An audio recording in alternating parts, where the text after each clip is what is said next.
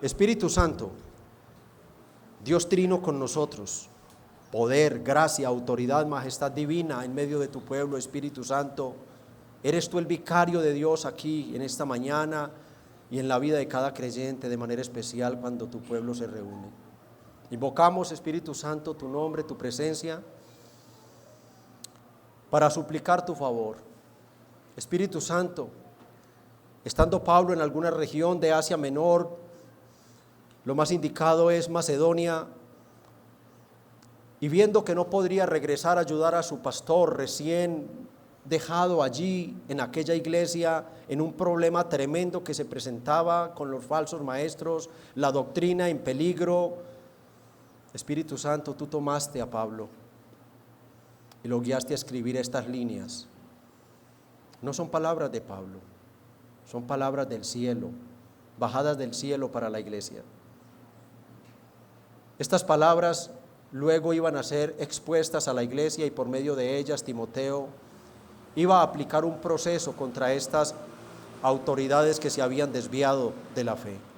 Hoy somos nosotros, Espíritu Santo, los necesitados. Quizás no porque nos hayamos desviado, porque tu gracia nos ha guardado de ir tras de las herejías, de las falsas doctrinas, sino advirtiéndonos de lo fácil que se puede caer en una herejía, de lo fácil que un pastor y por medio del pastor una iglesia se pueden desviar. Hoy te pedimos humildemente, Espíritu Santo, al concluir esta gran sección, que obres con poder, que obres con gracia, ayudando a tu iglesia, desde el pobre, insuficiente, incapaz, impotente, el predicador, hasta aquel que por primera vez escucha una predicación expositiva de tu palabra. Usa tu palabra para santificar a los que ya han creído en Cristo y úsala para convertir a quienes trajiste, Señor, que aún no se han entregado a Cristo. Pero por favor, Espíritu Santo, hiere con tu espada de doble filo a todos los presentes. Hiérenos a todos, por favor. Necesitamos ser heridos por tu palabra. Bendice tu pueblo, Espíritu Santo, en el nombre de Cristo y para la gloria del Padre. Amén. Por favor, toman asiento, mis amados hermanos.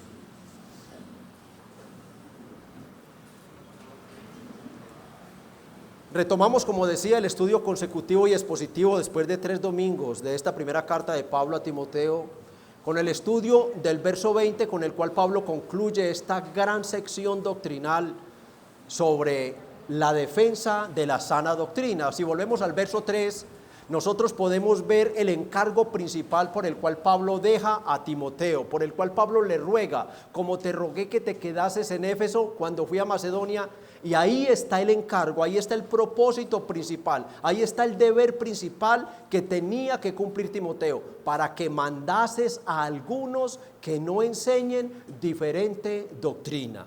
Luego el apóstol Pablo, de haber hecho una pausa para hablar de la gracia de Dios con él, ahora retoma en el verso 18 ese mismo mandato. Es demasiado importante para Pablo la sana doctrina de la iglesia. Estaba en un alto riesgo de contaminarse toda la iglesia, de sufrir una contaminación doctrinal y por tanto pues ir cayendo en una decadencia espiritual, que es a lo que conducen las herejías. Y por esto Pablo allí le recuerda en el verso 18, le vuelve a urgir: este mandamiento, hijo mío, te encargo. Si ustedes ven, es el mismo del verso 3, solamente que ahora Pablo lo toma de nuevo para urgir con mayor autoridad. Hay una urgencia en el apóstol Pablo que debía ser interpretada por su pastor Timoteo, de cumplir con ese encargo que le había dejado, que Timoteo no perdiera tiempo, no se distrajera, no fuera a tener temor, miedo. Por allá más adelante le va a decir que no tema, que no tomen en vano su juventud y todo esto, pero Timoteo debía cumplir un encargo principal: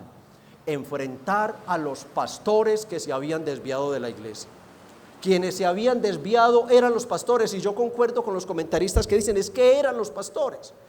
¿Y por qué la seguridad que tenemos en este punto? Bueno, porque si hubiera existido un grupo de pastores fieles, al llegar Pablo con Timoteo y Timoteo ser completamente nuevecito en la iglesia, ¿a quienes les hubiera encargado Pablo la tarea de enfrentar a los herejes? A los pastores que él mismo había preparado allá en Hechos, y que por 3 años estuvo con ellos capacitándolos y dándoles y ordenándoles, pero luego les profetiza: de ustedes se van a desviar, de ustedes mismos, de adentro y de afuera van a venir. Timoteo tenía que hacer esto, enfrentar la sana doctrina, enfrentar a los falsos maestros en defensa de la sana doctrina, pero tenía que hacerlo de una buena manera. Para ir a la guerra no se puede ir sin una preparación, y Timoteo toma allí en el verso 19 dos instrucciones para Timoteo. En el verso 19 le dice: manteniendo la fe y la buena conciencia. Esas eran las 2 armas, por así decirlo. Esa era la artillería pesada que Timoteo debía tener dentro de su propio corazón para poder enfrentar a aquellos que se habían desviado. Y aprendíamos cuando expuse ese versículo que la palabra fe allí no se refiere a esta fe que yo digo tener: yo creo en Dios, yo creo en Jesucristo, yo creo que soy salvo. No, esta palabra fe hace referencia al conjunto doctrinal que ya conocía Timoteo. ¿Me ayudan con el retorno, por favor? Que ya conocía Timoteo y que debía estar plenamente convencido de ese conjunto doctrinal que él creía, si era que iba a luchar por él. Timoteo debía primero examinarse a sí mismo y mirar si él estaba plenamente convencido de las doctrinas del evangelio que el apóstol Pablo le había enseñado, porque si no era así, él iba a resultar ser más hipócrita que los hipócritas que iba a enfrentar.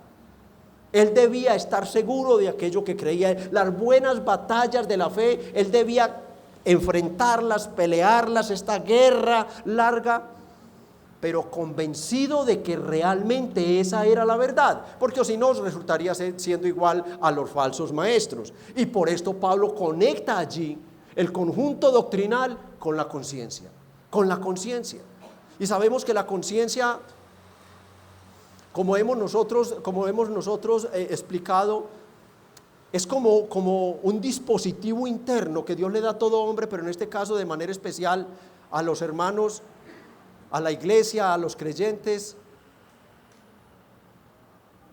que nos pone sobre alerta. La conciencia nos pone sobre alerta sobre lo que creo, sobre lo que no creo. La conciencia nos pone en paz delante de Dios o condenados delante de Dios. Y Pablo le dice a Timoteo: Timoteo, no vayas a hacer lo mismo de estos falsos maestros. Ellos desecharon su conciencia, ellos no tienen ninguna clase de conciencia, ellos la parcializaron a favor de ellos desecharon la conciencia y por tanto cayeron de todo lo que tiene que ver con la sana doctrina. Más aún cuando Timoteo tenía que hacer algo. Él tenía que tener una buena conciencia, una conciencia limpia delante de Dios, porque Timoteo iba a tener que hacer algo realmente que quizás no se lo esperaba.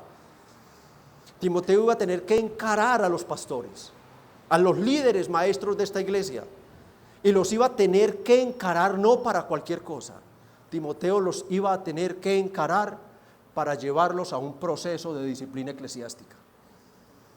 Nuestro texto 20 nos pone ante un proceso, ante el final de un proceso de disciplina eclesiástica, a los cuales de los cuales son Himeneo y Alejandro, a quienes entregué a Satanás para que aprendan a no blasfemar. O sea, Pablo le está diciendo a Timoteo, a esos que yo te estoy encargando, mandando, que tú encares, son igualitos a estos.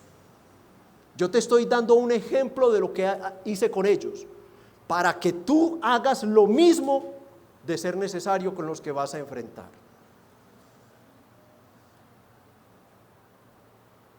Hoy concluye esta sección de la carta, el verso 20, cuyo tema principal es un ejemplo del buen resultado que produce la lucha por la sana doctrina, la cual permite a la iglesia, de ser necesario, aplicar la disciplina eclesiástica como medio de restauración, purificación y santificación de la iglesia.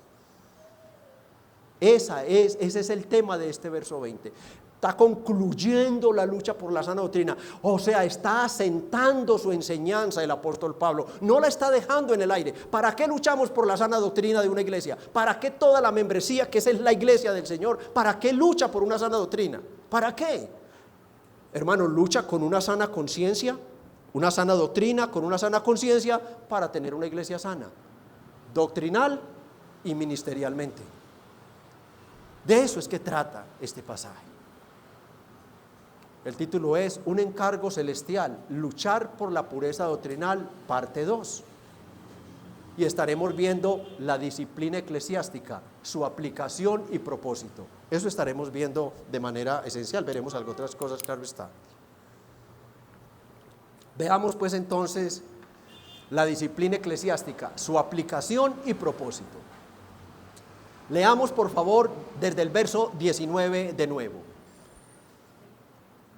Desde el verso 18 digo: Este mandamiento, hijo Timoteo, te encargo para que conforme a las profecías que se hicieron antes en cuanto a ti, milites en ella la buena milicia, manteniendo la fe y la buena conciencia, desechando la cual naufragaron en cuanto a la fe algunos, de los cuales son Himeneo y Alejandro, a quienes entregué a Satanás para que aprendan a no blasfemar.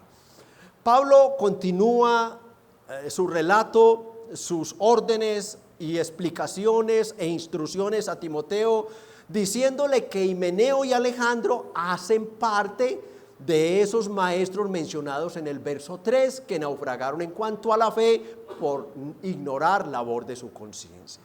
Pablo le está diciendo a Timoteo: mira, yo ahora delato estos dos con nombre propio. Si ustedes se dan cuenta y han estado pendientes de la carta y la lectura, en el verso 3 Pablo no menciona nombres. Él dice falsos maestros. Ahora dice de los cuales son. ¿Y por qué no lo había hecho? Como el tema es la disciplina eclesiástica, porque con eso no se había siquiera iniciado el proceso de disciplina eclesiástica. La iglesia no tenía por qué saber los nombres de ellos, ni saber cuáles eran sus pecados. Caso diferente con Himeneo y Alejandro, quienes ya Pablo había pasado por el proceso de disciplina y ya los había incluso llevado al final, no se habían arrepentido y los había, ¿qué? Ustedes dicen entregado a Satanás. Entregados a Satanás. ¿Quiénes eran estos dos herejes? Ya delatados con nombre propio. ¿Quiénes eran? ¿Quiénes eran estos a quienes Pablo llevó en proceso de disciplina eclesiástica y terminó expulsándolos de la membresía, o sea, de la iglesia? Bueno, la Biblia no dice mayor cosa de ellos, no dice. El nombre de Himeneo aparece de nuevo en 2 Timoteo 2:17, relacionado con otro apóstata llamado Fileto. Y allí nos dice algo muy interesante. Vamos por favor allí. Y su palabra carcomerá como gangrena, de los cuales son Himeneo y Fileto. ¿Se dan cuenta lo que hacían las blasfemias o de lo que hace una falsa doctrina cuando se predica a una iglesia de sana doctrina? ¿Sí se están dando cuenta del efecto? Estas son las herejías, estas son las blasfemias por las que Pablo los expulsa de la iglesia. Su palabra carcome, infecta. Pablo mismo le dice a los corintios: un solo poco, un solo tris de levadura, un solo tris fermenta toda la masa. Una sola herejía que salga de este púlpito a esta iglesia que lucha por la sana doctrina, que ama la doctrina bíblica, carcomerá como gangrena, la infectará, porque recuerden que en nosotros, aún siendo creyentes, permanece una cierta comezón de oír cosas agradables. ¿Qué prefieren? La parte humana me refiero. ¿Qué prefieren la parte humana? Que te digan: usted es un malvado pecador, usted es un depravado, usted es un ser humanamente pervertido, usted ni aún hoy en su parte humana, siendo creyente, glorifica a Cristo en su parte humana. O que le digan: usted vale mucho, usted es precioso, usted es hermoso, quiérase, ámese, usted lo va a lograr. ¿Cuál de las dos? ¿Verdad? Y si esto se queda ahí, va a empezar a carcomer la sana doctrina, va a empezar a infectarla, como un cáncer que avanza y va haciendo metástasis, hasta que continúa, hasta que termina infectando toda la iglesia. Pablo le dice, y ahí estaban estos herejes, ahí estaban. Se dice de este, ¿qué más se dice? Que el himeneo de nuestro texto es el mismo del verso 20 y de 2 de Timoteo 2:17. Pero ¿quién era Alejandro? Muy poco. Hay otro Alejandro mencionado por Pablo en 2 Timoteo 4:14, mencionado como Alejandro el calderero. Entonces los comentaristas están de acuerdo en que ese Alejandro no era, que este es otro Alejandro que también era enemigo de Pablo, que odiaba a Pablo, y Pablo le está diciendo a Timoteo, cuídate de él porque me ha hecho mucho daño, pero no estaba dentro de esta herejía en sí. Y Pablo, para distinguirlo del hereje real, lo describe su oficio, calderero, o sea, fabricante de calderos o de ollas que llamamos nosotros, sartenes, pailas y todos estos artificios para cocinar. Y noten la disciplina impuesta por el apóstol Pablo a estos dos herejes, a Himeneo y Alejandro. Dice el texto, a quienes entregué a Satanás para que aprendan a no blasfemar. Yo creo que Timoteo tiene que haberse impactado. Imagínense, uno bien joven, lleno de miedo, porque Pablo dice que era muy miedoso, sin ninguna clase de experiencia, para manejar asuntos en una iglesia, primera iglesia que le entregan la mejor, la más grande, la más importante, aún económicamente la más pudiente del continente de Asia Menor, la iglesia de Éfeso. Y ahora Pablo le dice, a quienes entregué a Satanás para que aprendan a no blasfemar, Timoteo, haz lo mismo. Porque es que Pablo le escribe en el capítulo 3, verso 14, para decirle, esto te escribo, no otra cosa, esto, aunque tengo la esperanza de ir pronto a verte, para que si tardo, Timoteo, para que si tardo sepas cómo debes conducirte en la casa de Dios, que no te tiemble la mano cuando tengas que apretarla, que no te apriete, que no te tiemble la mano para aplicar una disciplina contra un hereje cuando haya que usarla, para que si tardo sepas cómo debes conducirte en la casa de Dios viviente, columna y baluarte de la verdad. Aquí Pablo está hablando del poder conferido a la iglesia. El poder conferido a la iglesia, la autoridad que tiene la iglesia. Y allí nada más y nada menos estaba como ministro nuestro hermano Timoteo. Entregados a Satanás. Una frase que puede sonar extraña para quienes llevan poco tiempo en el evangelio o en una iglesia de sana doctrina. Porque permítanme decir algo, solo una iglesia de sana doctrina habla de estas cosas. Las iglesias de falsa doctrina, ¿cómo van a predicar la disciplina eclesiástica? Si los primeros que se la tendrían que aplicar serían los mismos líderes y las mismas lideresas llamadas falsamente o vanamente pastoras. Ellas serían las que tendrían que ser entregadas a Satanás. Entonces, ¿por qué van a hablar de esto? No, ellos dicen, no, eso es falta de piedad. ¿Cómo vamos a declarar públicamente a una persona? No, ¿cómo lo vamos a echar de la iglesia? No. Entonces ignoran Mateo 18 hasta el 22, lo ignoran. O usan por allá unos versículos más adelante, por allá 21, 22, para decir, sí, podemos pedir todo lo que queramos, pero no saben que todo ese pasaje está dentro del marco de la disciplina eclesiástica. Toligo, reprendo y echo afuera, diablo cochino. Pero no saben que están perdiendo el tiempo, que se están desatando con pecado ellos, porque atar y desatar está única y exclusivamente dentro del marco de la disciplina eclesiástica, en la autoridad conferida a la iglesia, que veremos un poco más adelante.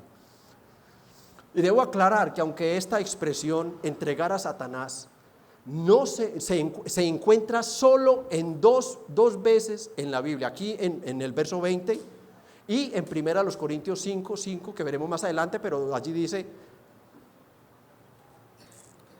5. Bueno, el Señor allí dice, el tal sea entregado a Satanás. El concepto de entregar a Satanás sí se encuentra en muchos pasajes de la Biblia, como veremos más adelante. ¿Qué significa entregar una persona a Satanás? Creo que algunos deben estar preguntando eso. ¿Qué significa entregar una persona a Satanás? Podemos decir que bíblicamente significa dejar sin protección o cobertura divina a una persona que habiendo sido rescatada misteriosamente y soberanamente por Dios, por algún tiempo del dominio de Satanás, es entregado de nuevo a Satanás. Voy a repetirlo. ¿Qué significa entregar a una persona a Satanás?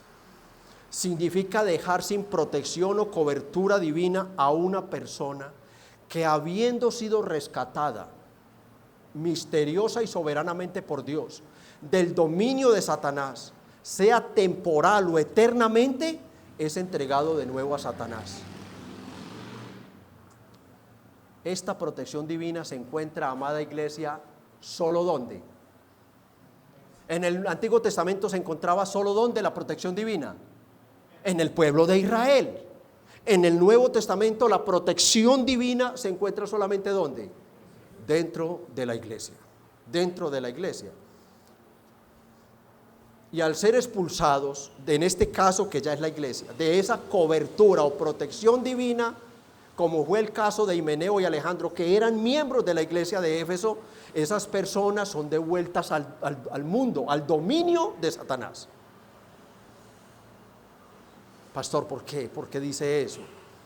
Bueno, porque la Biblia, de manera especial enfocándonos solamente en el Nuevo Testamento y tomando solamente 2 textos, el Señor Jesucristo dice que el príncipe, el diablo es el príncipe del mundo. Primera de Juan 5:19 nos dice que el mundo entero está bajo ¿quién? Está bajo el maligno. ¿O qué está diciendo Juan? La interpretación exegética de ese texto es que Juan está diciendo que después de la caída de Adán y Eva, que fueron echados del huerto del Edén, la humanidad entera, para no usar la palabra mundo, que es la que usa la Biblia, pero refirámonos a la humanidad entera fue puesta, entregada ¿a quién? Misteriosamente fue entregada al demonio. El mundo entero, allí sales de esta puerta y ya está el mundo y Satanás está reinando. Pero gloria a Dios que Él reina allá, pero Dios reina acá. Aquí reina el Señor en su iglesia. Espero que haya quedado claro esta definición. ¿Qué es, pastor, entregar una persona a Satanás? Es dejar sin protección divina a una persona que, habiendo sido rescatada milagrosa y soberanamente por Dios de las garras de Satanás, temporal o eternamente, después de un tiempo Dios lo usó para sus propósitos santos o para salvarlo, misteriosamente Dios quita su protección y él es devuelto a Satanás. Es devuelto a Satanás. Por esa razón, como iglesia, no podemos entregar a Satanás, no podemos expulsar de la iglesia, no podemos expulsar de la membresía a un inconverso. En un caso dado, no podemos. Habría que ir a un proceso distinto con él, acercarnos de forma diferente a él. Pero no podemos aplicarle un proceso de disciplina a alguien que no es miembro de la iglesia de Dios. Como iglesia no podemos expulsarlos, porque el inconverso desde antes de nacer está bajo el poder ¿de quién? De Satanás, bajo el poder de Satanás. La iglesia entrega a Satanás a una persona que, habiendo sido rescatada del maligno y estando bajo la protección divina de la iglesia como miembro oficial, comienza a vivir de un momento a otro en pecado, negándose al arrepentimiento. Por eso el Señor Jesucristo, en su celo por la pureza doctrinal de la iglesia, la lleva aún más alto en su interés. Y en su celo por la pureza ministerial del cuerpo o corporativa de la iglesia, Él mismo nos dice, nos explica por medio de un proceso llamado disciplina eclesiástica qué hacer, cómo intervenir la iglesia, cómo ayudar a ese hermano, cómo tratar de volverlo a traer a la comunión y la salvación, cómo tratar de rescatarlo de las garras de Satanás, qué hacer con esa persona.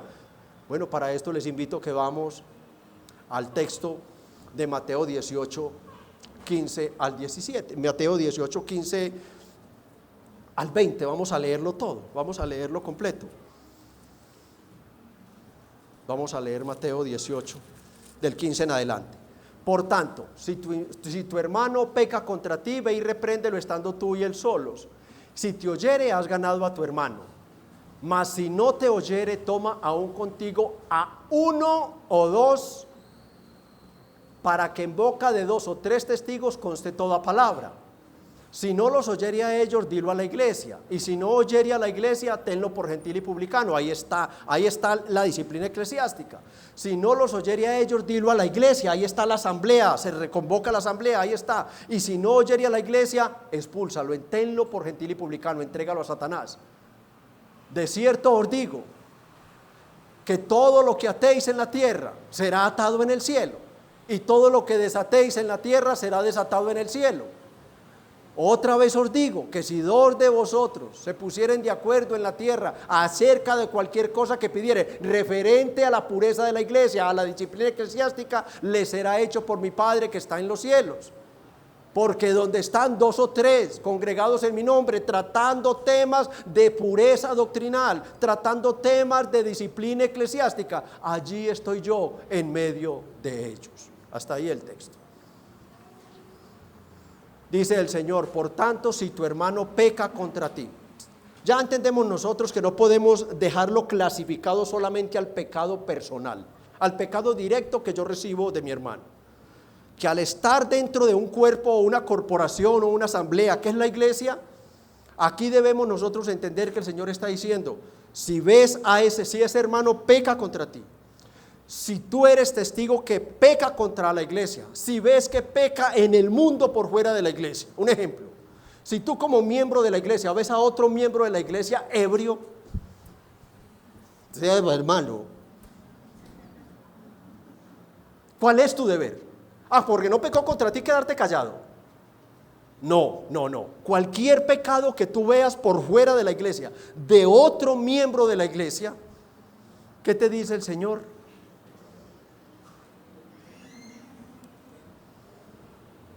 Primero, que esté seguro de su pecado. Esto no se trata de que a mí me parece, o pastor, es que por ahí me dijeron. No, es que yo presiento. No, porque hay hermanos que tienen como un detectómetro. Esa palabra existe, no sé si existe esa palabra, porque ven pecado y yo no sé cómo hacen para, y son capaces de decir, y yo creo que está el pecado. No, seguro de su pecado, no se te ocurra contárselo a nadie, porque el que pecas eres tú. No se te ocurra contárselo a nadie. La orden del Señor es precisa: estando tú y Él solos. Ahí está el Señor. No, la iglesia de sana doctrina no es murmuradora. Y si tú eres un murmurador o murmuradora y estás aquí, arrepiéntete o busca una iglesia de murmuradores. Aquí no va a ser tu lugar, porque tarde que temprano el Espíritu Santo te va a delatar, y ahí está la disciplina. No murmuramos de los hermanos, son santos de Dios, son hijos de Dios. Le costaron la sangre y la vida a Jesucristo para que tú vayas a poner cosas sobre Él que Él no ha hecho. No lo hagas. Y si lo has hecho, arrepiéntete. Son hijos de Dios. Aparte de eso, la cobardía y la hipocresía no debe llevarnos a tal grado de que sea capaz de murmurar de Él delante de otros, ya capaz de pararme al frente y decirle las cosas a Él. Si tienes algo, ve, y estando tú y Él solos. Si te oyere, miren lo hermoso de la disciplina eclesiástica. Es que brotó de un corazón amoroso del Señor, de un corazón amoroso, no, del más amoroso, del único amoroso, mejor dicho. Si te oyere, o sea, si reconoce su pecado y se arrepiente, habrás ganado a tu hermano. Es como si te acabaras de encontrar con una persona del mundo, le predicaras el evangelio y el Señor te concediera llevarlo a la salvación. Es como si acabaras de ganar un alma para el cielo. Mira la disciplina eclesiástica en este primer paso, lo sensible, lo hermosa, lo tierna, lo misericordiosa que es, el propósito que tiene. Es algo noble exhortar a un hermano cuando estoy seguro que pecó. Porque vas a tener el respaldo de Dios. De resto, lo más seguro es que quedes avergonzado. Porque el Señor ya dijo, y su explicación es precisa, estando tú y él solos, porque ya está seguro que pecó. Ese es el primer paso de la disciplina eclesiástica: seguridad en el pecado y de hermano a hermano. No hay nadie, aquí no ha intervenido más nadie. Segundo paso, verso 16. Mas si no te oyere, toma aún contigo a uno o dos. ¿A cuántos? A uno o dos, es que es muy reducido. ¿Sí? ¿Por qué? Porque no se abre el abanico. Porque estamos conservando el corazón del hermano. Estamos guardando la integridad. Aún tenemos la esperanza, la seguridad de que es un hermano o una hermana. Y ojalá que esos uno o dos sean diáconos. Si es una iglesia de sana doctrina, va a haber un grupo de diáconos. Y debes tomar esos diáconos, llevarlos y decirle: hermanos diáconos, este hermano me ofendió gravemente. Es un pecado grave, amado. Mira, me hizo esto, esto y esto. Amados diáconos, yo vi a este hombre, a este hermano, entrando a un burdel. Fui testigo de lo que hizo en medio de su borrachera. Vi para dónde salió, vi qué escala subió. Ya hablé con él, amado, y no ha hecho caso. Yo quiero que ustedes me acompañen. Yo quiero que ustedes me acompañen y para que sean testigos. Y entre los tres, máximo tres ya, tratemos de llevar a este hermano al arrepentimiento. 2 o 3. Para que en boca de 2 o 3 testigos conste toda palabra. Ya hablaste con él, le exhortaste en amor, no reconoció su pecado, ahora puedes decirlo máximo a 2. La ley de Dios prohíbe condenar desde el Antiguo Testamento a cualquier persona por un solo testigo. O sea, usted me puede llegar aquí: pastor, es que yo le juro. Mi hermano, la Biblia dice que son 2 o 3 testigos. Son 2 o 3 testigos. No es que no podamos mirar qué vamos a hacer. No, ni te vayas a quedar con esa ofensa. Pero deben haber testigos ahí delante de lo que ya tú me estás contando a mí. Ahí es donde deben estar los 2 o 3. Deuteronomio 17:6. Por dicho de 2 o 3 testigos morirá el que hubiere de morir. No morirá por el edicto de un solo testigo. Allá era de muerte, allá bajo la ley todavía no era la gracia, hay un tiempo de arrepentimiento y trate con él y hable con él. No, eso era: al adúltero mátelo, al ladrón mátelo, si hay 2 o 3 testigos mátelo de una vez. Al hijo contumaz, al hijo rebelde, al fornicario, al adúltero, mátelos. 19:15. No se tomará en cuenta a un solo testigo contra ninguno en cualquier delito ni en cualquier pecado en relación con cualquier ofensa cometida. Solo por el testimonio de 2 o 3 testigos se mantendrá la acusación. ¿Por qué hice acá hincapié? Porque estamos viendo que el Señor Jesucristo toma la ley y la trae acá para dárnosla acá en Mateo. Con esos testigos vuelves a él. Ellos con amor, bondad y paciencia le dicen: ya el hermano nos contó la ofensa que le hiciste a él o lo que tú hiciste. Amado, arrepiéntete. Amado, considera la muerte de Cristo y todo lo que el Espíritu Santo les va a dar. Allí están ya 2 o 3 personas involucrados. En ese paso 2, ese es el paso 2. Ya hay 2 o 3 tratando de ganar al hermano para el Señor. Pero como puede que no los escuche, entonces hay que acudir al paso 3, verso 17. Si no los oyere a ellos, dilo a la iglesia. Dilo a la iglesia. La iglesia no son todos los que están en este momento en el salón. No puede ser. El Señor es sabio. Porque imagínense solamente amigos que están acá y los más nuevos, los miembros más nuevos que no han escuchado de estos temas. Imagínense que traigamos una persona a disciplina eclesiástica, Dios nos guarde, o un hermano, y acaba de llegar una persona aquí, como sé que hay amigos aquí que vinieron hoy por primera vez, y yo digo: levanten la mano. Toda la iglesia ha ayunado, la iglesia ha entrado en ayuno, ya lo mostraré. Pero les digo yo: levanten la mano todos los que están de acuerdo en que esta persona debe ser expulsada de la iglesia, y esa persona que acaba de llegar muerto en delitos y pecados levanta la mano. ¿Se dan cuenta?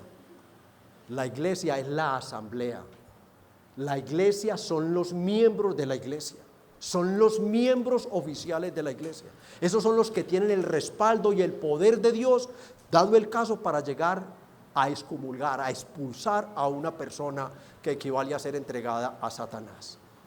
Por eso a veces cuando tenemos alguna reunión, humildemente les pedimos, por favor, desocupen el salón, que la iglesia se tiene que quedar para tratar temas de importancia. Por eso les he motivado una y otra vez: estudie la confesión de fe y hágase miembro de la iglesia, para que participe en las cosas que Dios manda que debe participar su iglesia. Mientras usted esté por fuera de la membresía, el Señor nos dice: no pueden participar, no pueden. ¿Son creyentes?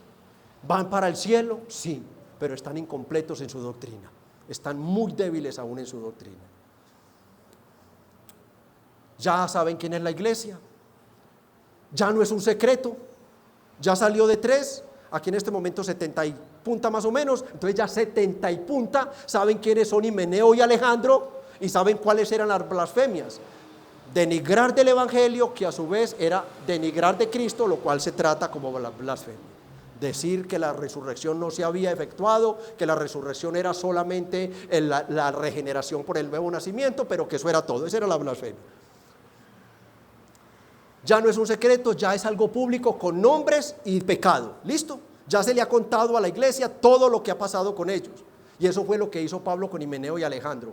Cuando avanzó su disciplina y ellos no reaccionaron con arrepentimiento, los delató a la iglesia. Y ya con la iglesia informada sobre quiénes son y cuál fue su pecado, los pastores convocan una asamblea extraordinaria, a la cual es citada el infractor, que no quiso escuchar ni a 1 ni a 3. Ese es nuestro y en ese tercer paso pueden ocurrir dos cosas pueden ocurrir en el tercer paso. La primera, y es la que esperamos, que el infractor, al ver el amor, la compasión, la misericordia de la iglesia por él, se arrepienta. No se arrepintió con 1, no se arrepintió con 3, pero al ver la iglesia en ese amor, la iglesia ha ayunado, literalmente un día sin comer, solamente traguitos de agua, orando y orando: Señor, no nos dejes equivocar. Señor, qué terrible tener que entregar un santo si sabemos si es un santo o no a Satanás. Señor, líbranos de irlo tener que expulsar de la iglesia. Señor, mueve su corazón para que se arrepienta. Señor, si es tuyo, Señor, y aún no ha sido convertido, conviértelo. La iglesia se pasa en el ayuno, orando y orando por él. No vamos a recibir a ese hermano como verdugo y véalo como entra ahí de tranquilo y la que hizo. Porque para eso somos buenos, ¿o no? Nos parecemos caníbales, peleándonos por una presa, para criticar, para murmurar, para condenar. No, la iglesia en ayuno ora por él, le habla con amor, con bondad, con piedad, con misericordia, motivándole al arrepentimiento. La disciplina es con amor, con la cual buscamos la restauración del infractor, recordando siempre, hermanos, que nosotros somos peores leprosos que él. Nosotros recordamos de dónde nos sacó el Señor, y no vamos a hacer del hermano pues la carnada para el gran tiburón. No, así no es la disciplina. No, hermano, nosotros recordamos, hermano, con mucho temor la advertencia del Señor a los corintios, que es para nosotros hoy en 1 Corintios 10:12. El que piensa estar firme, mire que no caiga. Le gusta hacer leña del árbol caído, un hermano afligido quizás, un hermano que necesita así de un proceso. Dios va a tratar con él y nosotros encima de él. ¿Es que estamos acaso seguros, hermanos? ¿Acaso conocemos los pecados que voy a cometer mañana, pasado mañana, en un mes, en 10 años, en 20 años? ¿Acaso no sabemos que vivimos expuestos todos los días a pecar y que pecaremos hasta el final de nuestra carrera? Y estamos seguros que en esos pecados que nos son ocultos, porque esos son los pecados que me son ocultos, pero que están delante de Dios, porque yo mis pecados los reconozco y recuerdo qué hice desde niño. Esos los he confesado, pero mis pecados futuros me son ocultos. Me son ocultos mis pecados. ¿Quién puede levantar la mano y decirme: pastor, yo sé que mañana cometeré 200 pecados y esos pecados son este y este? ¿Quién? Son ocultos. Y por eso el Señor dice, es con misericordia, es con bondad, porque tú no conoces. Y lo que tenemos que orar es, Señor, líbrame de esos pecados que me son ocultos, y que en esos pecados que me son ocultos y cometeré hasta el final de mi carrera, vayan a haber pecados escandalosos que me ocasionen ser llevado a una disciplina eclesiástica.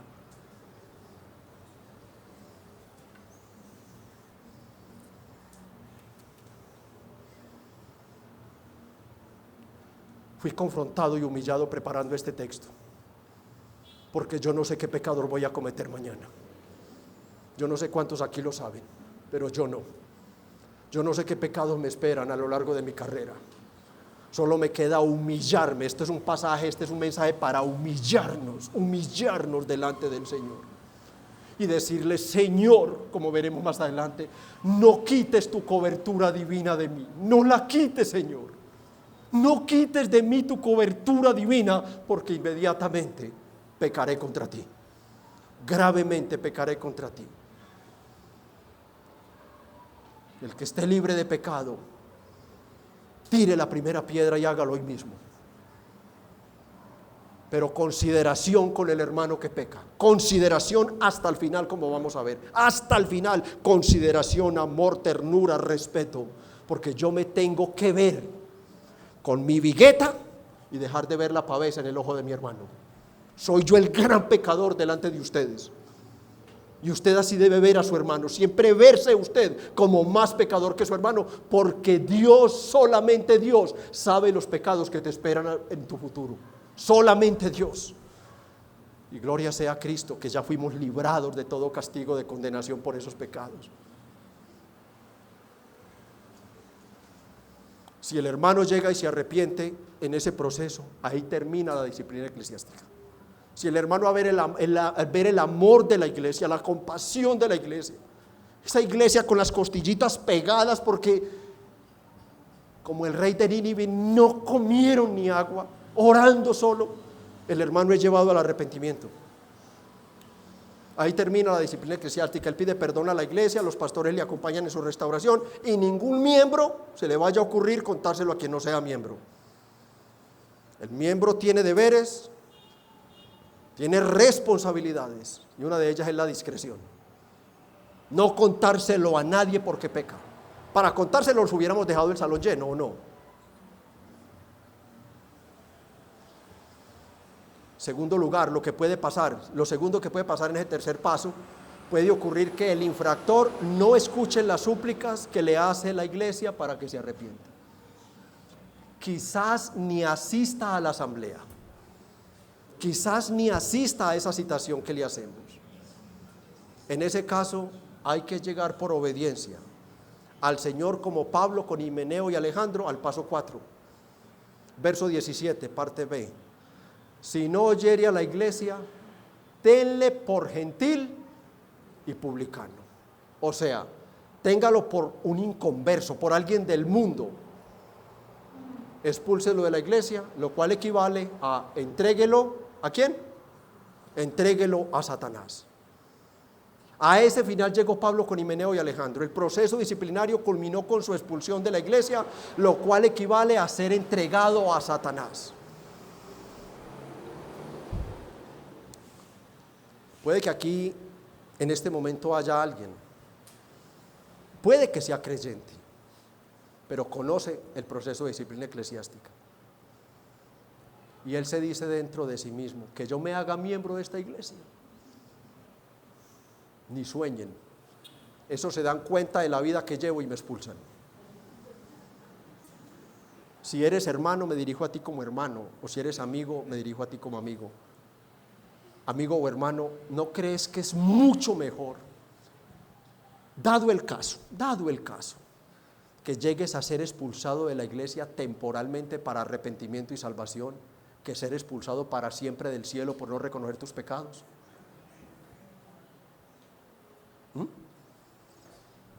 No, yo no me hago miembro de esa iglesia, es que allá me aplican la disciplina por la vida que llevo. Ya Dios te la aplicó y por eso te está endureciendo cada día más para echarte al infierno. Pero estás en una iglesia de sana doctrina y lo que debes es acudir lleno de temor y temblor a los pies de Cristo Él ha prometido que no echará fuera a quien venga a Él arrepentido. Pablo dice a su pastor Timoteo, te toca iniciar el mismo proceso, versos 3 y 4, con estos otros maestros del error. Y si no se arrepienten, haz tú lo mismo. Entrégalos a Satanás para que aprendan a no blasfemar. La disciplina eclesiástica es primariamente correctiva, es para restauración, es restaurativa, no es punitiva, no lo deja condenado de una vez. Aún a estos herejes, Pablo dice, quizás Dios se los entrega a Satanás. Satanás los va a coger y los va a estregar, los va a herir, les va a poner enfermedades, les va a poner crisis económica, los va a zarandear de tal manera que ellos van a decir, Señor, te necesito. Porque aún ahí hay esperanza. Ahora veamos otros ejemplos de manera un poco rápida. Unos ejemplos que, aunque no está la misma palabra, entregado a Satanás, sí está el mismo concepto. Y lo que yo anhelo, porque pensaba cortar acá, pensaba cortar ahí, pero al ver tantos temas en la Biblia, tantos episodios en la Biblia de donde Dios en su soberanía retira la cobertura divina de un creyente o de un impío para entregárselos a Satanás, he orado al Señor para que estos ejemplos sean llenándonos de temor, porque me anticipo a la aplicación. Nosotros podemos estar seguros que por la gracia de Cristo entraremos al cielo, por la gracia de Dios en Cristo entraremos al cielo. Pero amados, Dios es soberano, y aún a sus hijos amados Él puede retirar su cobertura divina por un tiempo y entregárselos a Satanás para que los zarandee. Aquellos que están acariciando el pecado, sobándole el pelito como una muñeca Barbie, arrepiéntanse. Dios es paciente, pero el peligro de la paciencia de Dios es que no sabemos hasta dónde llega. Él no castiga ni con rejo ni con palo. Quizás muchas veces nos olvidamos de que Dios puede castigar a un hijo de Él por medio de sus hijos, por medio de sus tíos, sus sobrinos, sus nietos, y lo ignoramos. Cuando Él dice que hasta la cuarta, quinta generación. Y como Él está bien, no, yo estoy bien, y con su pecado. Y el primer ejemplo que quiero traer a memoria es el de un creyente, incluso declarado por Dios mismo como el hombre más justo de su tiempo en la tierra. Ya saben que estoy hablando del justo Job, ¿verdad? Muy bien, una historia conocida por todos. Allí misteriosamente nadie me vaya a preguntar por qué Satanás dialoga con Dios. No, déjelo ahí.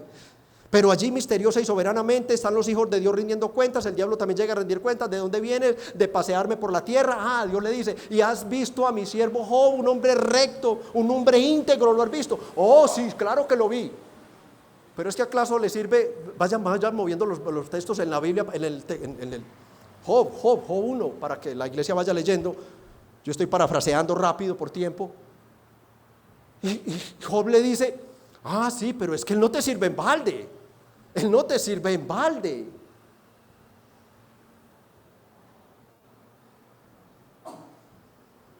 ¿Cómo no te va a servir en balde si tú le has rodeado? Vamos. Respondió Satanás a Jehová, dijo, ¿acaso teme Job a Dios en balde? Dale, por favor.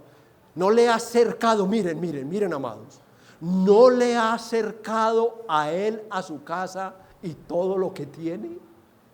Miren la pregunta.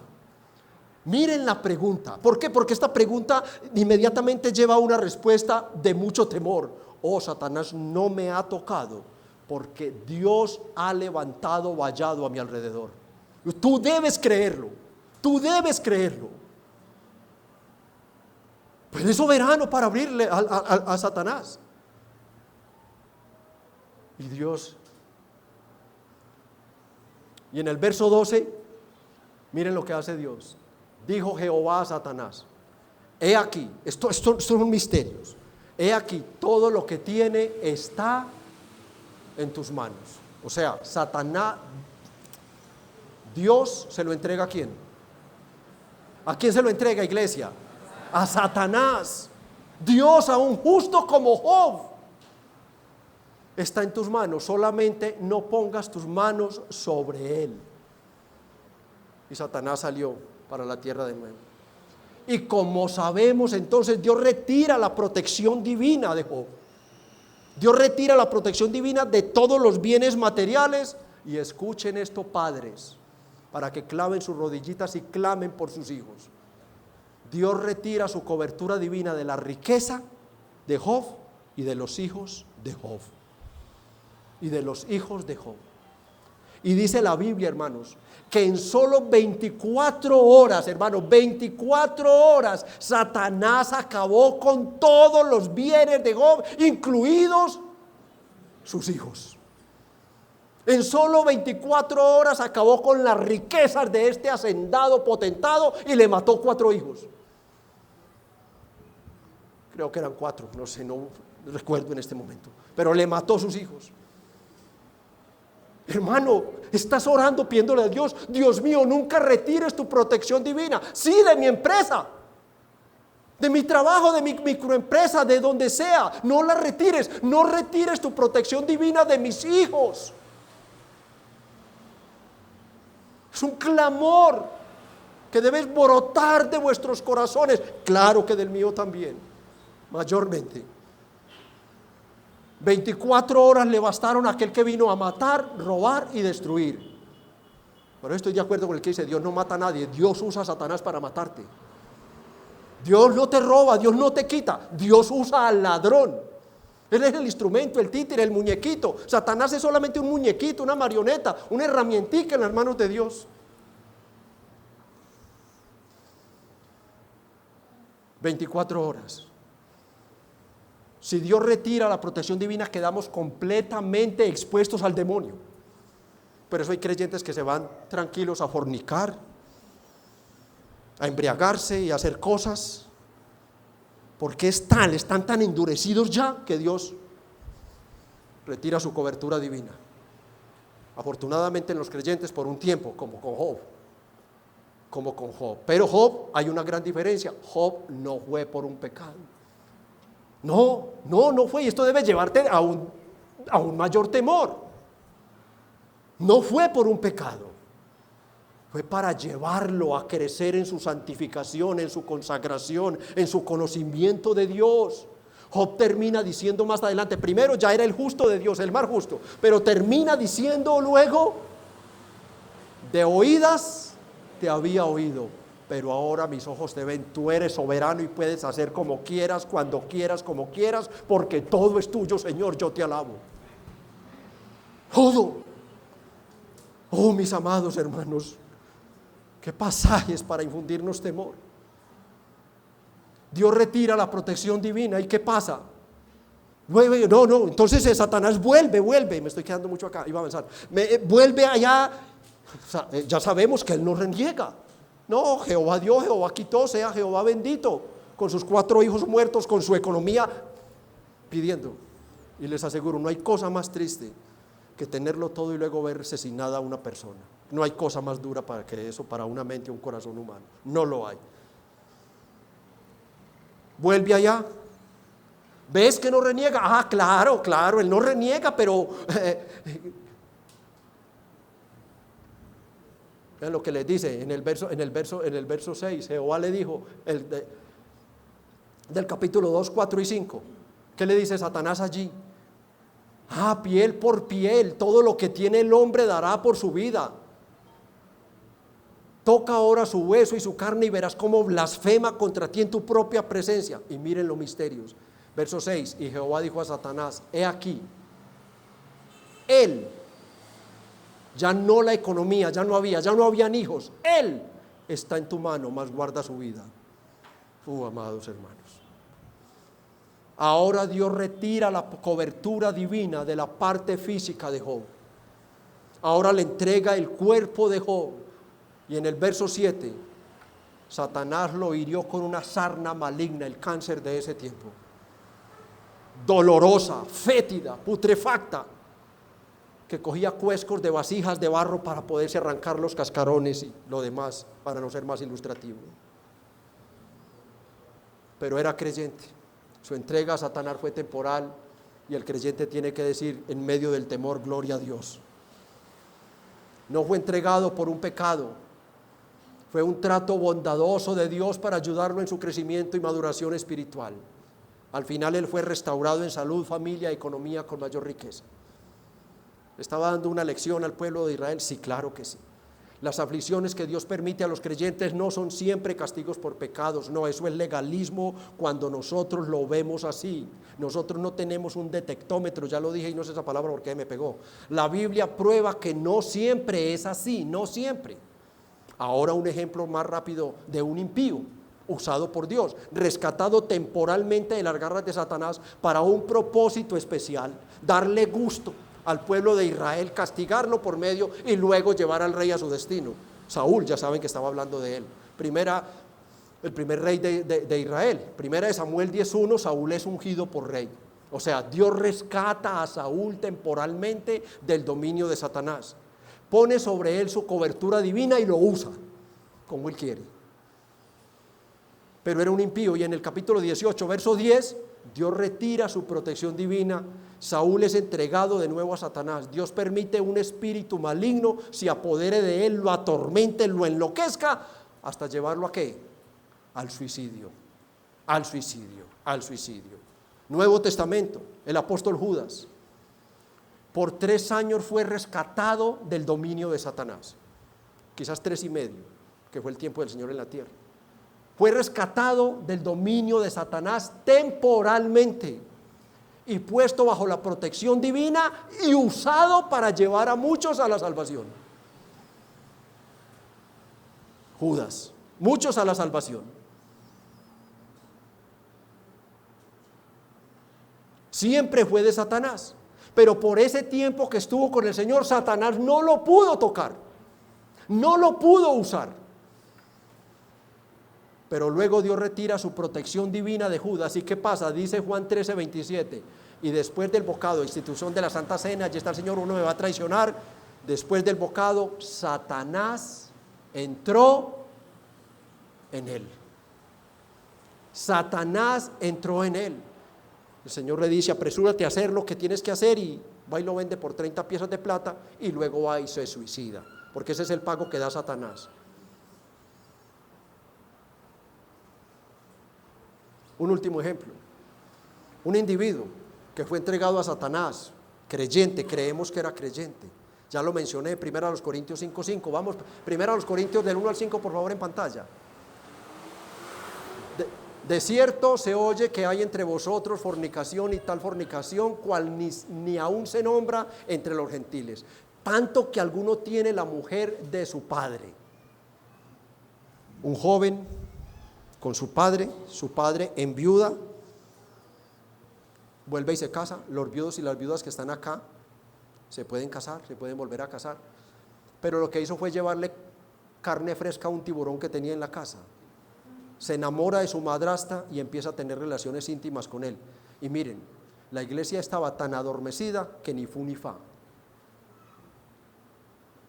Y vosotros estáis envanecidos. Miren la reprensión de Pablo. ¿No deberías más bien haberos lamentado para que fuese quitado de en medio de vosotros el que cometió tal acción? Y miren la orden para aplicar la disciplina eclesiástica. Ciertamente yo, como ausente en cuerpo, pero presente en espíritu, ya como presente he juzgado al que tal cosa ha hecho. Y aquí está la asamblea. Miren la asamblea, miren acá la asamblea para llevarlo a la disciplina eclesiástica. En el nombre de nuestro Señor Jesucristo, miren la palabra, reunidos es asamblea. O sea, convoquen la iglesia. Vosotros y mi espíritu, con el poder de nuestro Señor Jesucristo, el tal sea entregado a Satanás para destrucción de la carne, a fin de que el espíritu sea salvo en el día del Señor. Se nos fue el tiempo, pero quiero alargarme un poco más.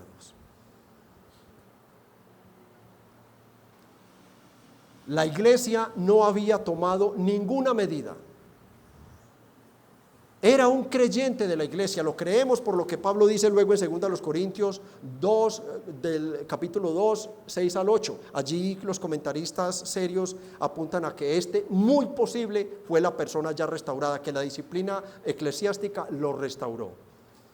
Pero hermanos, aunque el alma no será enviada al infierno, el alma, Satanás no puede disponer el destino de un alma que ya ha sido redimida por la sangre y la muerte de Cristo, no puede.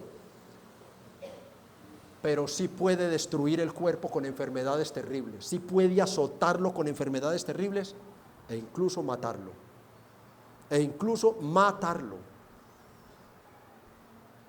Satanás azotará físicamente con terribles enfermedades a aquellos a quienes Dios soberanamente aparta su cobertura divina para su santificación, para su consagración, para su purificación. Dios lo puede hacer. No son todos los casos, pero Dios lo puede hacer. Amados hermanos, aprendemos que Dios es soberano y puede retirar la cobertura y disciplinar a sus hijos por medio de Satanás. Aprendemos que la disciplina eclesiástica tiene como fin primero buscar la restauración de los hermanos, como dice Gálatas 6:1.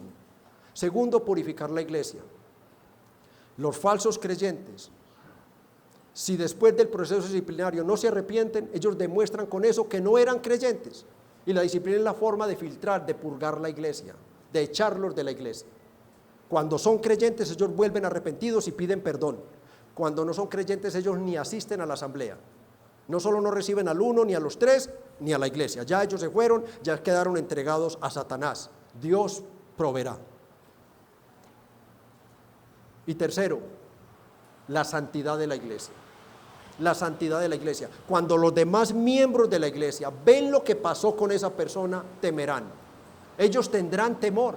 Ellos dirán: yo no quiero que a mí me pase lo que le pasó a ese hermano. Yo no quiero que me expongan aquí delante de mis hermanos. Yo no quiero una disciplina de parte de Dios. Se cuidarán mucho más del pecado y eso dará como resultado un mayor grado de santificación de la asamblea. Dará un mayor grado de santificación. Aprendemos que la disciplina eclesiástica es solo para miembros, para oficiales de la iglesia. No se puede expulsar de la membresía a quien no es miembro. No se puede expulsar de mi casa a quien no ha entrado a mi casa. Si no han entrado a la membresía, y voy a decir esto con mucho cariño, en cierto sentido es no haber entrado a la iglesia, hermanos, pero entiéndanlo con amor y cariño, con mucho respeto. Dios quiere que usted pertenezca a la membresía de la iglesia. Mire lo que se pierde. Mire de las decisiones tan celestiales, decisiones del cielo, que usted se pierde por no ser miembro de una iglesia. Mire las decisiones, mire lo que usted deja de hacer por el reino y de disfrutar del reino. No se puede expulsar de la membresía a quien no ha entrado a la membresía. Hermanos, qué importante es la lucha por la sana doctrina.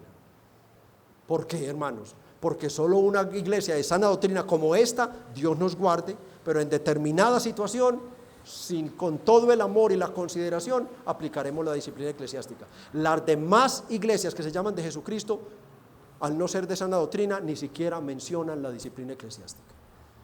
Es un acto de amor, de bondad y de piedad para mantener la iglesia pura, para la santificación de los hermanos.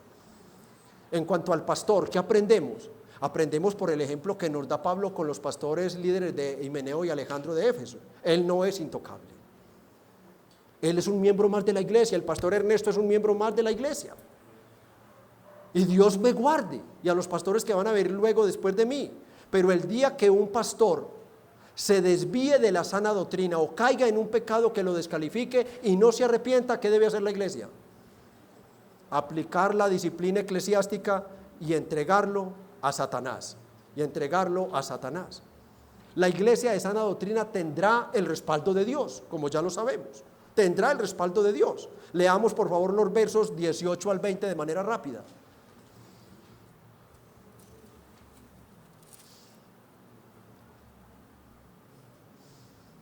De cierto os digo que todo lo que atéis en la tierra será atado en el cielo, y todo lo que desatéis en la tierra será desatado en el cielo. Otra vez digo, que si dos de vosotros se pusieren de acuerdo en la tierra acerca de cualquier cosa que pidieren, les será hecho por mi Padre que está en los cielos. Porque donde están dos o tres congregados en mi nombre, allí estoy yo en medio de ellos. Entonces se le acercó Pedro y dijo: Señor, ¿cuántas veces perdonaré a mi hermano que peca contra mí? Recuerden el verso 15 que empieza diciendo: pero por tanto, si tu hermano peca, ahora Pedro está diciendo aquí: Señor, si ¿cuántas veces lo perdonaré? Él le dice, Jesús le dijo: no te digo hasta 7, sino hasta 70 veces 7.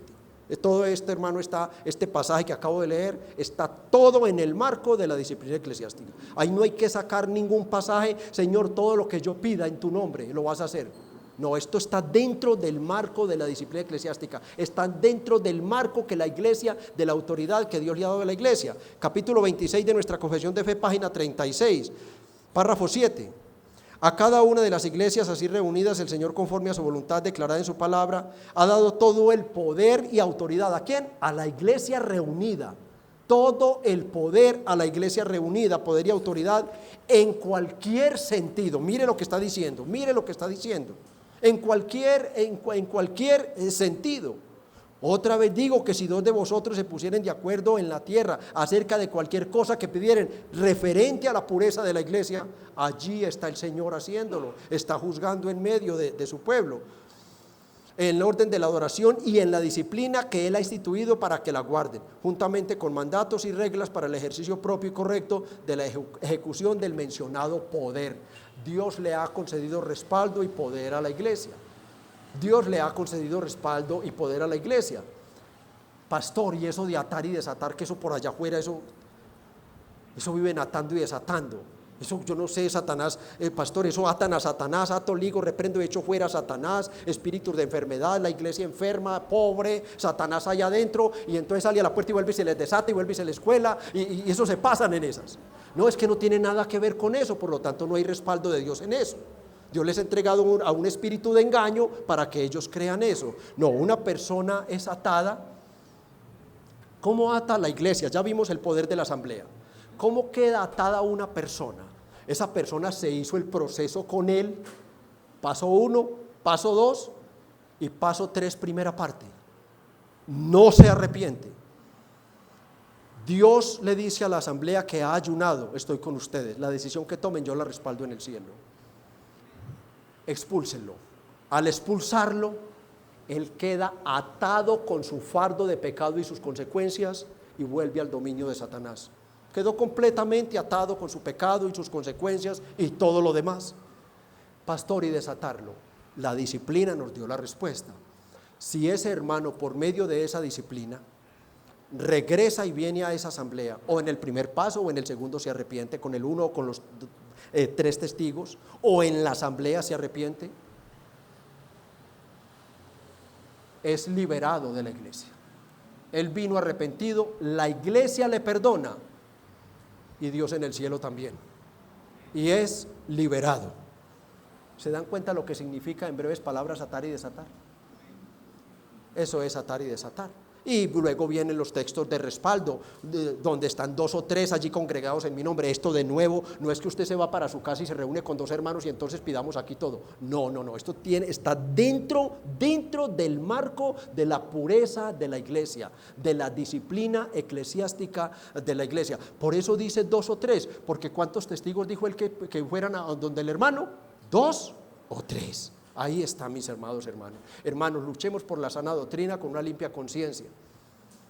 Y el resultado será una iglesia sana, no perfecta, pero sana doctrinal y ministerialmente. Una iglesia que practica y defiende la sana doctrina, vuelvo y lo digo, dado el caso, Dios nos guarde, usará la disciplina eclesiástica.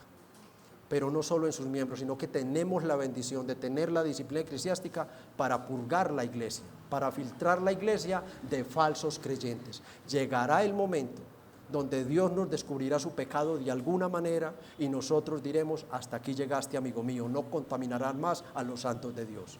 Nosotros tenemos la responsabilidad, ministros unidos a membresía, de luchar por la pureza de la iglesia.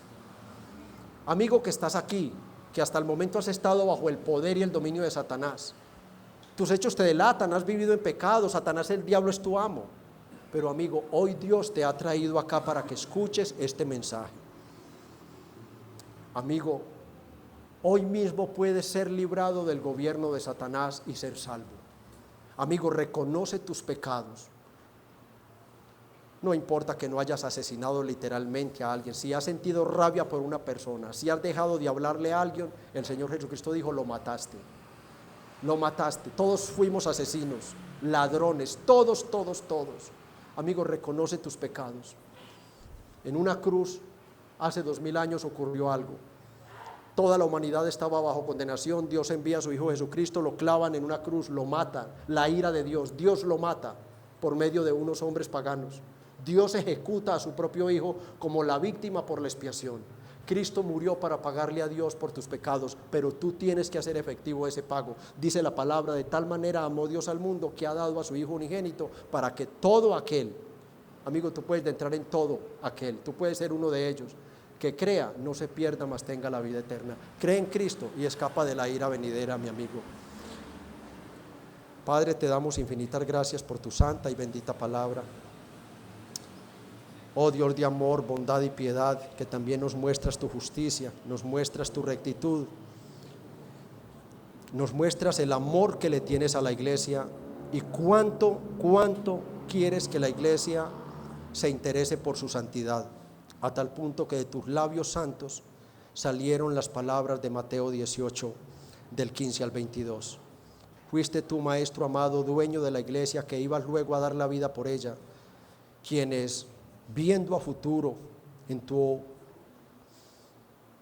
divinidad, viste que habrían algunos que se iban a filtrar a las iglesias, que iban a pecar, y que el medio de purificar la iglesia sería llevarlos en este proceso de amor, buscando su restauración y también la pureza de la iglesia en cuanto al ministerio y a la membresía. Hoy te pedimos humildemente, Señor, que nos ayudes, Señor, a tener temor, a saber, Padre, que eres soberano y que en cualquier momento, Señor, porque tu palabra dice que a los que adoptas como hijos tú los disciplinas, que tú los enseñas. La palabra disciplina es enseñar, pero también azotas, y allí sí hay corrección dura. Señor, tú puedes retirar la cobertura divina en cualquier momento de un creyente, sea por un pecado o sea porque en tus propósitos soberanos está tratar con él. Hoy te pedimos humildemente por tu gracia y por tu amor, perdona nuestros pecados y nunca quites tu cobertura divina de nosotros ni de nuestra familia, Señor. Nunca quites por tu amor y tu gracia. Nosotros estamos, Señor, agradecidos porque sabemos firmemente que no hay condenación para el que está en Cristo, que no habrá condenación. Y esto nos llena de paz, de alegría y de gozo.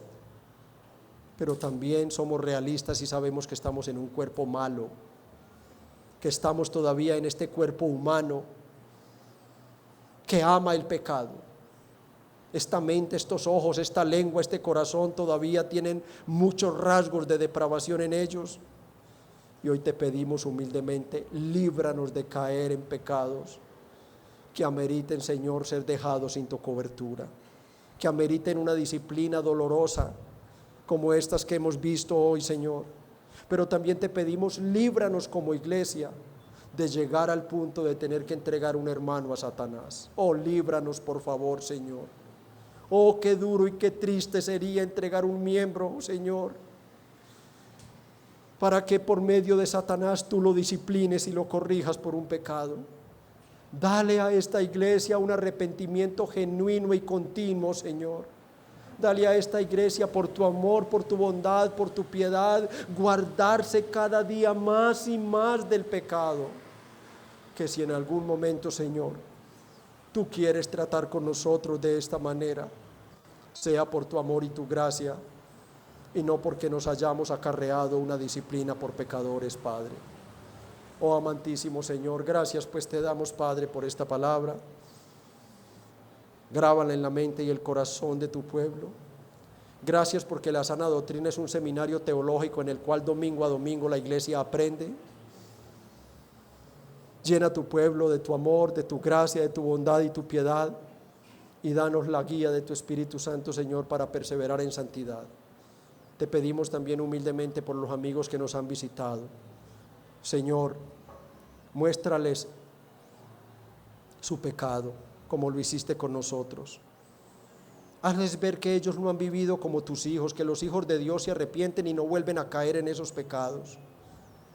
Que los hijos de Dios son pecadores, arrepentidos y apartados. Que ellos fueron pecadores practicantes, pero ya no practican el pecado. Oh Padre, guía a los amigos que has traído al arrepentimiento, llévalos a Cristo y que ellos comprendan que fuera de Cristo no hay salvación, que Él es el camino, la verdad y la vida, y que sin Él nadie llegará al Padre que está en el cielo, que sin Cristo solo hay una condenación horrible, que nadie de este salón salga hoy con los mismos conocimientos que entró, Padre, que su alma esté en otro estado al salir de este salón. Oh, te alabamos y te bendecimos, buen Dios, nuestro Padre, en el nombre y los méritos de Cristo. Amén y amén.